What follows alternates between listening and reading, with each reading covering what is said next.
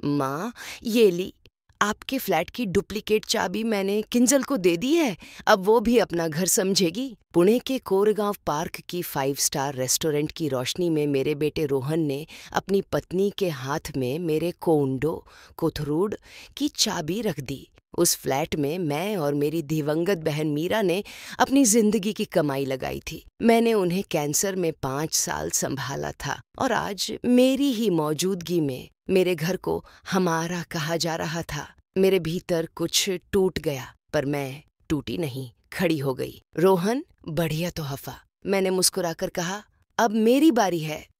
सीटी ले 30 सेकंड के भीतर। दोस्तों, अगर आप भी कभी ऐसे मोड़ों से गुजरे हैं, वीडियो को लाइक कीजिए, सब्सक्राइब कीजिए और कमेंट में बताइए आप यह कहानी कहाँ से सुन रहे हैं। आपकी एक लाइन किसी की मदद बन सकती है। मेरी आवाज शांत थी पर कदम कड़े। टेबल पर बैठे सब कजिन बेला, किंजल चुप हो गए। मैंने अपना बैग खोला। अंदर फाइल थी, मीरा दी की हाथ की लिखी चिट्ठी, वकील का नोटिस और एक छोटा रिकॉर्डर। ये वही फ्लैट है जिसे मीरा ने इर्रिवोकेबल प्राइवेट ट्रस्ट में डालकर मेरे नाम किया है। न आप बेच सकते हैं, न मुझे निकाल सकते हैं बिना मेरी नोटरीकृत मंजूरी के, मैंने कहा। किंजल का चेहरा उतर गया। बेला का गिलास हाथ से छूटते छूटते बचा। सीख कथा के भीतर वक्तिम बड़े एसेट, मकान, जमीन को प्राइवेट ट्रस्ट रजिस्टर्ड वसीयत से सुरक्षित करे। 2 स्पेयर की पर कंट्रोल रखें। किसके पास है कि लिखित सूची बनाइए। 3 बुरी नीयत दिखे तो तुरंत लोकल एडवोकेट से स्टे इंजंक्शन की सलाह लीजिए। मीरा दी की आखिरी चिट्ठी में साफ लिखा था, लाली, मैं लीला शर्मा 37, मेरी मृत्यु के बाद तुम्हें लोग अक्षम साबित कर घर पर कब्जा करना चाहेंगे।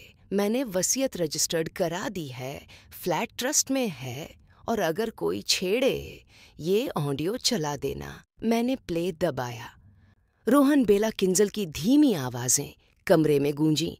पहले माँ को अकेला कंफ्यूज दिखाएंगे, फिर डॉक्टर से मेंटल इनकैपेसिटी लिखवा देंगे, फ्लैट बेचकर उन्हें सस्ते ओल्ड एज होम में शिफ्ट। दिल बैठ गया पर दिमाग जाग गया। मैंने एडवोकेट देशमुख, शिवाजी नगर से मुलाकात की। उन्होंने कहा, मीरा जी ने आपका केस लोहे सा पक्का किया है। ट्रस्ट डीड, वसीयत, medical certificate, Meera, sound mind, सब तैयार। अगर ये लोग सार्वजनिक तमाशा बनाना चाहें, हम सच सार्वजनिक कर देंगे। हमने वही किया। रोहन की वेडिंग एनिवर्सरी को सच का मंच बनाया।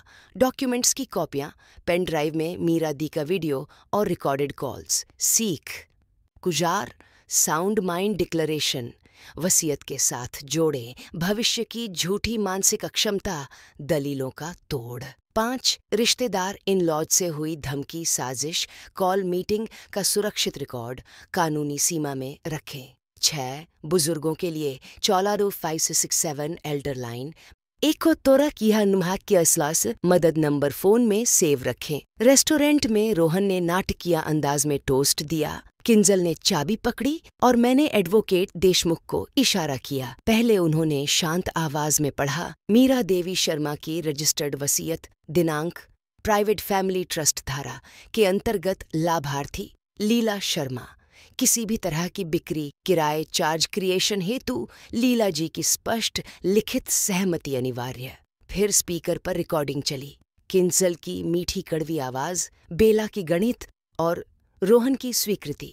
आसपास बैठे लोग भी सन्न रह गए। अंत में मीरा दी का वीडियो, पतली काया, पराग जैसे शब्द, रोहन बेटा, असली मर्द औरतों की रक्षा करते हैं, उन्हें नीलाम नहीं करते। रोहन की आंखें भर आईं। किंजल कुर्सी पर जड़। देशमुख बोले, हम एफआईआर नहीं चाहते, बशर्ते आज ही लिखित माफीनामा, किसी दावे से स्थायी त्यागपत्र, नो क्लेम अंडरटेकिंग और भविष्य में लीला जी से दूर रहने का बॉन्ड साइन करें, वरना धोखाधड़ी, साजिश, वरिष्ठ नागरिक अधिनियम 2007 के तहत कार्यवाही।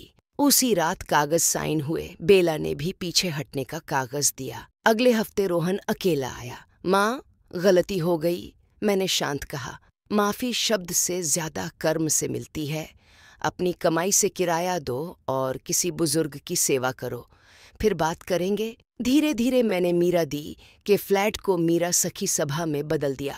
हर मंगल शुक्र को 4-6 बजे अकेली छली हुई 50+ महिलाएं आती। हम दस्तावेज समझाते, वसीयत, नॉमिनी बनाम ओनर का अंतर, पावर ऑफ अटॉर्नी का सही उपयोग, फ्रॉड से बचाव, पुरानी किताबों की लाइब्रेरी, मुफ्त कानूनी काउंसलिंग कैंप और एक नियम, किसी को अकेला महसूस नहीं होने देंगे। अंतिम सीख, कहानी का सार, संपत्ति की सुरक्षा भावनाओं से नहीं, कागजों से होती है। रजिस्टर्ड वसीयत ट्रस्ट बनाइए। मैं ही तो बेटा बहू हूँ कहकर स्पेयर की, पासवर्ड, डॉक्यूमेंट्स न सौंपें। एक्सेस लॉग रखें।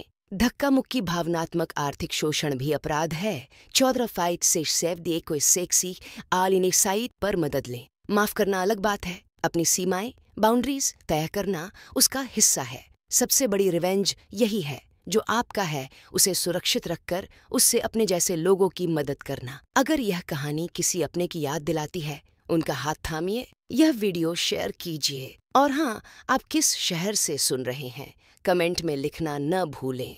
सब्सक्राइब करिए। हर हफ्ते ऐसी सच्ची सीख देने वाली कहानियाँ हम मिलेंगी।